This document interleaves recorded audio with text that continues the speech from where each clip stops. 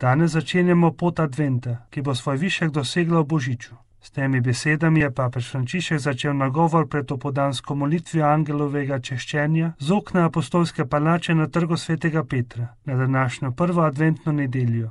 Potem, ko se je sinoči v poznih urah vrnil z apostolskega potovanja v Mjanmaru in Bangladešu. Advent je čas, ki nam je dan, da sprejmemo Gospoda, ki nam prihaja naproti in preverimo svojo željo po Bogu, ter da gledamo naprej in se pripravimo na Kristusovo vrnitev. K nam se bo vrnil med božičnim praznikom, ko se bomo spominjali njegovega prihoda v zgodovino z vso ponižnostjo človeške pogojenosti. Prihaja pa tudi v nas vsakič, ko smo pripravljeni sprejeti ga. Prišel pa bo ponovno ob koncu časov soditi žive in mrtve. Zato moramo biti vedno čuječi, ter ga v upanju pričakovati, da ga bomo srečali. Današnje bogoslužje nas uvede v to prepričljivo tematiko o čuječnosti in pričakovanju. Jezus nas v evangeliju opominja naj pazimo in čujemo, da ga bomo pripravljeni sprejeti ob njegovi vrnitvi. Tako nam pravi: pazite in čujte, ker ne veste, kdaj je ta čas. Čujte torej, da vas, če pride nenadoma, ne najde spečih. Pozorna oseba se v hrupu sveta ne pusti premagati raztresenosti ali površinskosti, ampak živi polno in zavestno, zaskrbljenostjo namenjeno predvsem drugim. Tako držo se zaveda solza in potreb bližnjega, ter lahko doume njegove človeške in duhovne sposobnosti in kvalitete. Pozorna oseba je obrnjena tudi proti svetu,